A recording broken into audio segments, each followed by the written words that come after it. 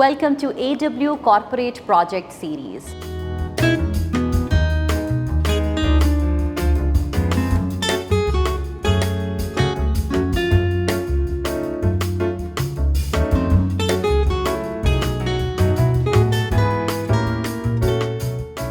इस एपिसोड में आपको दिखाएंगे एक corporate project. This is a corporate building Khan associates which is designed bye studio art bye जिले Ali. Interior designing and engineering of this corporate building is also done by Studio Arch. ये building located है Quaid-e-Azam industrial state में. अब इसके areas के मुतालिक बात करते हैं तो ये 2.5 कनाल का प्लॉट है अप्रॉक्सीमेटली. कवर्ड एरिया की बात करते हैं तो 40,000 स्क्वायर फुट कवर्ड एरिया है इस बिल्डिंग का. खान एसोसिएट्स डील करते हैं chemicals, lab products and online instruments में. Import, stock and sale is the business model जिसमें ये डील कर रहे हैं. ये एक 6 मंजिला इमारत है. ग्राउंड फ्लोर पे reception area and warehouse space design की गई है keeping in mind seamless operational flow. Basement की बात करते हैं. यहाँ पर कैफेटेरिया डिज़ाइन किया गया है. इसके अलावा प्रेयर रूम्स डिज़ाइन किए गए हैं, लेबॉर्ट्री डिज़ाइन की गई है and other service areas design किए गए हैं. फर्स्ट फ्लोर पे ऑफिस रूम्स डिज़ाइन किए गए हैं.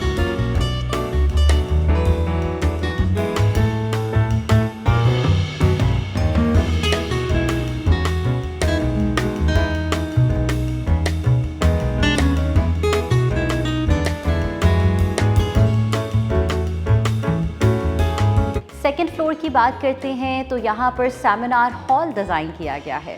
थर्ड और फोर्थ फ्लोर का ग्रे स्ट्रक्चर डिज़ाइन किया गया है for the future expansion.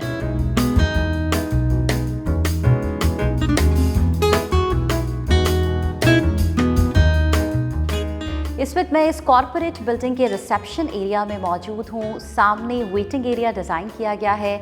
Wall की बात करते हैं. This is the feature wall. This is inspired by natural stone.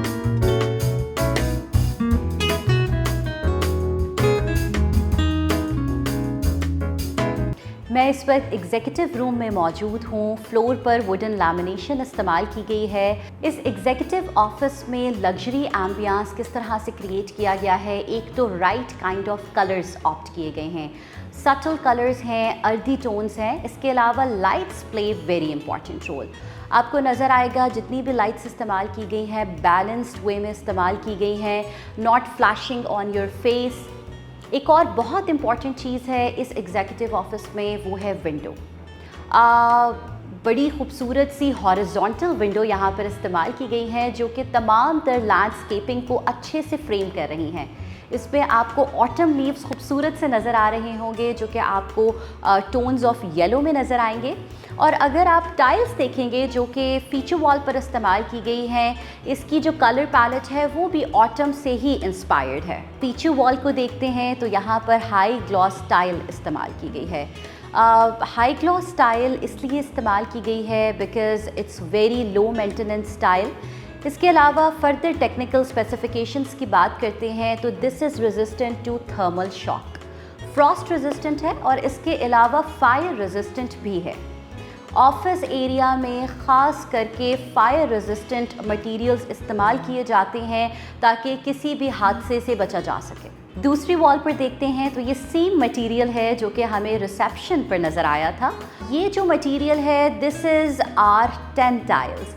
R10 tiles क्या होती हैं, इसकी जो रेजिस्टेंस वैल्यू है दिस इज़ 10. इस पर मैं आपको थोड़ा सा और ये बताती हूँ कि R10 का मतलब ये है कि इतनी अच्छी हैं ये रेजिस्टेंस में कि आप इनको पूल डेक के तौर पर भी इस्तेमाल कर सकते हैं. These tiles are as per international standards when it comes to the release of harmful chemicals like lead and cadmium. That means these tiles are environment friendly and also come with health benefits. इस वक्त मैं इस office building की lab में मौजूद हूँ.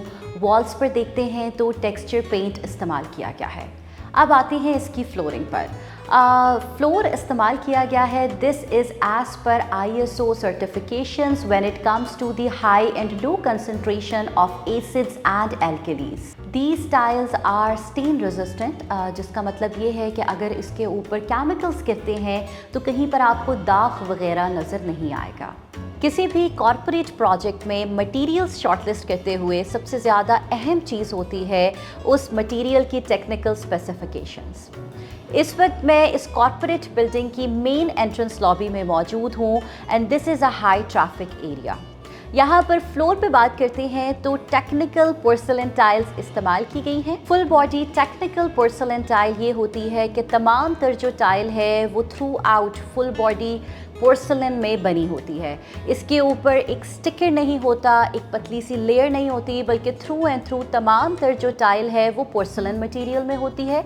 And the second thing being के अगर लेट्स से कि इसके ऊपर कोई चीज़ गिर जाए, कोई इसके ऊपर इम्पैक्ट आए किसी भी तरह का, तो टाइल अगर हल्की सी लेट्स से कि स्क्रैप ऑफ हो जाती है तो नीचे से जो आपको टेक्सचर नज़र आएगा, जो आपको मटेरियल नज़र आएगा, वो भी बिल्कुल सेम होगा जो कि उसकी सतह पर मौजूद था। अब ये जान लेते हैं कि आर्किटेक्ट्स क्यों रिकमेंड करते हैं full body technical porcelain tile for the high traffic areas. Let's say कि हम वो टाइल इस्तेमाल करते हैं जो कि ग्लेज्ड होती है और उसके ऊपर एक बारीक सी लेयर होती है ग्लेजिंग की।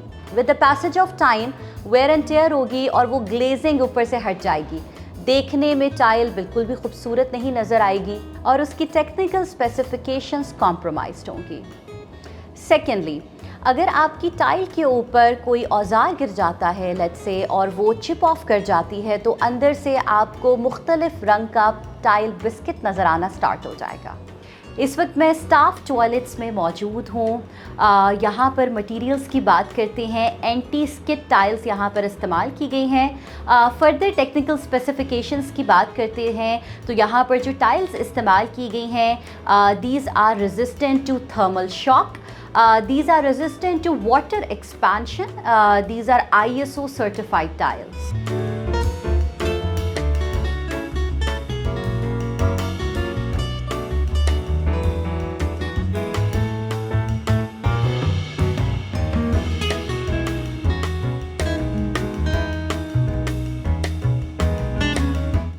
Now we have Zile Ali Sahab with us. He is the principal architect of Studio Art.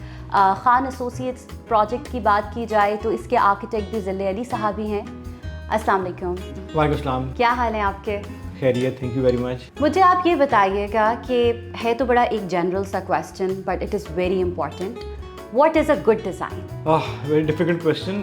Actually मेरे हिसाब से गुड डिज़ाइन वो है कि जहाँ पे आप जो स्टैंडर्ड्स हैं, design standards plus safety standards, उनको फुलफ़िल करते हुए एस्थेटिक्स को कॉम्प्रोमाइज़ ना करें। बहुत दफ़ा आपने देखा होगा कि in order to have an aesthetically pleasing building तो हम बहुत सारे स्टैंडर्ड्स को कॉम्प्रोमाइज़ कर जाते हैं। तो मेरे हिसाब से होना ये चाहिए कि स्टैंडर्ड्स जो हैं वो फॉलो होने चाहिए और at the same time aesthetics जो हैं वो भी बहुत इंपॉर्टेंट है। अभी आपने स्टैंडर्ड्स की बात की है, सो मेरा अगला क्वेश्चन आपसे ये होगा कि is there any specific design principle that you swear by in no matter what the project is? Actually functionality जो है ना वो मेरे लिए सबसे ज़्यादा इम्पॉर्टेंट है और मैंने अपने करियर में ज़्यादातर जो प्रोजेक्ट्स किए भी हैं वो भी फंक्शनैलिटी ड्रिवन है। आप मुझे ये बताइएगा कि किस तरह से clients can get the best design out of an architect? हाँ, एक्चुअली मैं हमेशा से इस पे बिलीव करता हूँ कि in order to produce a good design you need a good client. क्योंकि क्लाइंट जो है अगर वो आर्किटेक्ट को पुश करेगा to in order to have a good result तो उसमें ये होगा कि आर्किटेक्ट भी अपनी कैपेसिटी से और अपने कंफर्ट जोन से बाहर निकल के डिज़ाइन करेगा। इस प्रोजेक्ट के हवाले से बात करते हैं खान एसोसिएट्स जो कि आपने डिज़ाइन किया है, क्या कोई क्लाइंट ब्रीफ था? जी, जिस तरह हर प्रोजेक्ट में होता है इसमें भी था। एक्चुअली आपने देखा होगा कि ये एक्चुअली एक इंडस्ट्रियल एरिया में एक इंडस्ट्रियल प्लॉट है और इनिशियली क्लाइंट ये चाहता था कि एक वेयरहाउस फैसिलिटी हो और साथ उसके उनका कॉर्पोरेट ऑफिस का सेटअप भी हो जाए। सो हमें जो मैं समझता हूँ कि हमने उनको एडवाइस किया वो ये था कि in order to give this project corporate look, तो हम ये चाहते थे कि वेयर हाउस की फैसिलिटी बाहर से विजिबल ना हो। तो जनरली ग्राउंड फ्लोर की स्पेस आपको पता है कि वो that is the most expensive area, और क्लाइंट कभी भी वो स्पेस वेस्ट नहीं करना चाहता। तो we sort of convince the client कि एक तरफ के सेटबैक को हम कोई 12 फीट का कर दें, सो दैट कि जो उनकी प्रोडक्ट्स आती हैं उनका ड्रॉप ऑफ एरिया जो है वो फ्रंट से विजिबल ना हो। और we had the liberty to cantilever the building on the first floor and so on. So हमने इस तरह से क्लाइंट को कन्विंस किया, और क्लाइंट वाज आल्सो अंडरस्टैंडिंग, उन्होंने एग्री किया हमारी इस बात से। एक और आपसे मेरा ये सवाल है कि जब क्लाइंट्स आपके पास आते हैं तो आपका क्या तरीका कार होता है?